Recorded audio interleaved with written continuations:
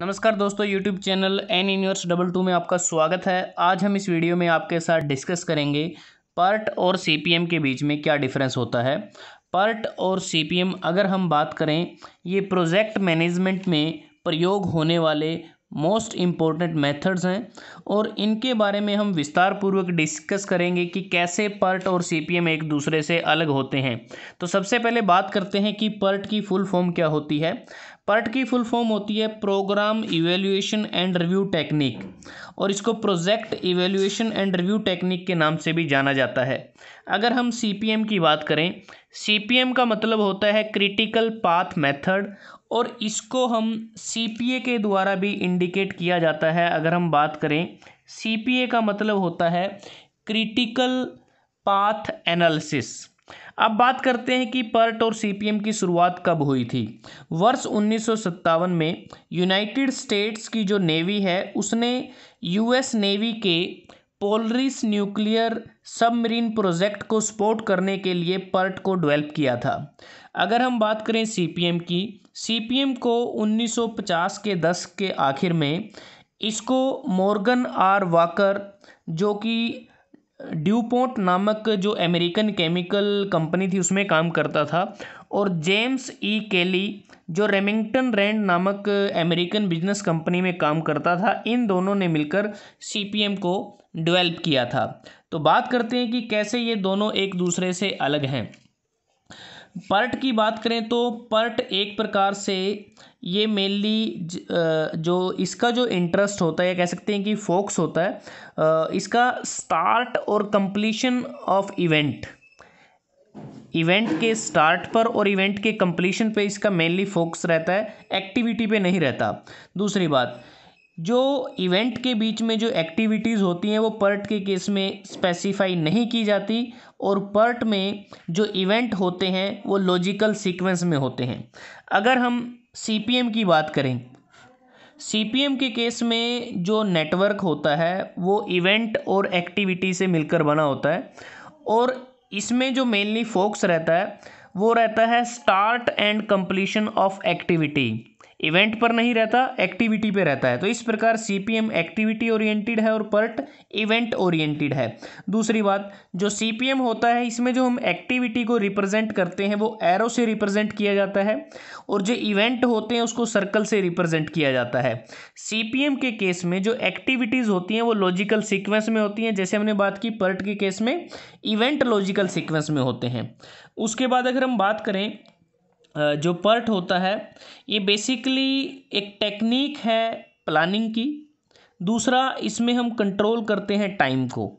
जो time PERT के case में कॉस्ट से रिलेटेड नहीं होता। दूसरी बात, जो सीपीएम है, सीपीएम में टाइम और कॉस्ट इन दोनों को कंट्रोल किया जाता है ड्यूरिंग प्लानिंग, या कह सकते हैं कि एक मेथड है जो कंट्रोल करता है कॉस्ट और टाइम को। उसके बाद बात करते हैं मॉडल की। जो पर्ट है एक प्रकार से ये प्रोबेबिलिस्टिक की एक मॉडल है, जबकि जो सीपीएम है वो डिटर्मिनिस्टिक मॉडल है। उसके बाद अगर हम बात करें अनसर्टेनिटी की, अनसर्टेनिटी के केस में पर्ट में हम क्या करते हैं, कंसीडर करते हैं अनसर्टेनिटी को, और जिसके कारण हम कुछ अलाउंसेस को बना देते हैं अनसर्टेनिटी के लिए, जो हमारा टाइम इवॉल्व होता है उसकी ड्यूरेशन में। लेकिन सीपीएम के केस में हम अनसर्टेनिटी को कंसीडर नहीं करते, इसलिए वहाँ पर कोई भी हम अलाउंस नहीं बनाते सीपीएम नेटवर्क के केस में ड्यूरेशन ऑफ टाइम में। उसके बाद है ड्यूरेशन ऑफ एक्टिविटीज़। अगर हम पर्ट की बात करें, पर्ट के केस में जो एक्टिविटी जो ड्यूरेशन होती हैं वो एक्यूरेटली और डेफिनेट उसको हम नहीं करते, मतलब कि वो एक्यूरेट भी नहीं होती और डेफिनेट भी नहीं होती। लेकिन सीपीएम के केस में जो ड्यूरेशन ऑफ एक्टिविटीज़ होती है, क्योंकि एक्टिविटी ओरिएंटेड है, इसलिए इसमें बिल्कुल हम फेयर डिग्री ऑफ एक्यूरेसी के साथ इसको एस्टिमेट किया जाता है।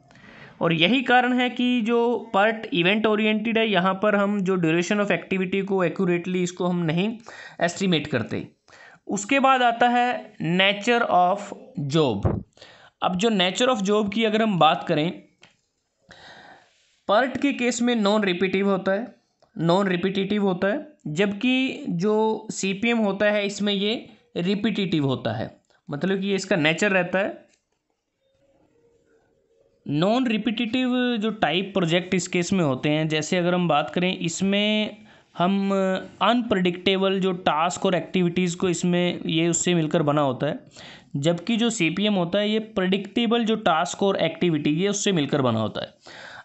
पार्ट के केस में वो बात करें, जो नॉन रिपीटिटिव टाइप प्रोजेक्ट होते हैं, जैसे R&D प्रोजेक्ट्स होते हैं, डिफेंस प्रोजेक्ट होते हैं, लेकिन सीपीएम के केस में अगर हम बात करें, इसकी जो यूजफुलनेस रहती है वो सिविल और कंस्ट्रक्शन प्रोजेक्ट में रहती है, शिप बिल्डिंग में रहती है, प्लांट मेंटेनेंस में रहती है, इंडस्ट्रियल सेटिंग में रहती है। तो ये सारे अगर हम बात करें, ये इसकी एप्लीकेशन भी है कि पार्ट और सीपीएम को कहाँ कहाँ यूज़ कर सकते हैं। उसके बाद आता है कि time cost relationship. Time cost relationship अगर हम बात करें, पार्ट के केस में ये नहीं होता, क्योंकि time that is not related to cost, लेकिन सीपीएम के केस में होता है, क्योंकि सीपीएम में जो मेन ऑब्जेक्टिव है वो ऑब्जेक्टिव होता है कि हमें ऑप्टिमम टाइम कॉस्ट रिलेशनशिप को डेवलप करना है। उसके बाद आती है एप्रोप्रिएट, कहाँ ये उपयुक्त रहते हैं। जो पार्ट है ये हाई प्रिसीजन टाइम एस्टिमेट के लिए उपयुक्त है, जबकि जो सीपीएम है ये रीजनेबल जो टाइम एस्टीमेट है उसके लिए कंसीडर होता है। अगर हम बात करें डमी एक्टिविटीज़ की, डमी एक्टिविटीज़ का हम यूज़ नहीं करते पार्ट के केस में, लेकिन सीपीएम के केस में हम डमी एक्टिविटीज़ का यूज़ करते हैं। उसके बाद आता है ग्रुपिंग ऑफ एक्टिविटीज़। अब ग्रुपिंग ऑफ एक्टिविटीज़ की अगर हम बात करें, पार्ट के केस में, पार्ट में हम कैटेगराइज नहीं करते एक्टिविटीज़ को, लेकिन सीपीएम के केस में जो एक्टिविटीज़ की ग्रुपिंग की जाती है, कह सकते हैं कि जो सीपीएम में जो हम एक्टिविटीज़ होती हैं उसको कैटेगराइज करते हैं, जैसे क्रिटिकल एक्टिविटीज़ हो सकती हैं, नॉन क्रिटिकल एक्टिविटीज़ हो सकती हैं। अगर हम बात करें टर्मिनोलॉजी की कि किस के पार्ट में कौन सी टर्मिनोलॉजी का ज़्यादा यूज़ किया जाता है, सीपीएम में किसका यूज़ करते हैं, तो टर्मिनोलॉजी की अगर हम बात करें, जो पर्ट टेक्निक होती है इसमें मोस्टली जो वर्ड इन्वॉल्व रहते हैं उसमें इवेंट, नेटवर्क, डायग्राम, स्लैक्स इत्यादि, जबकि जो सीपीएम होती है इसमें arrow, diagram, nodes and floats इत्यादि जो वर्ड हैं इसका हम यूज़ करते हैं।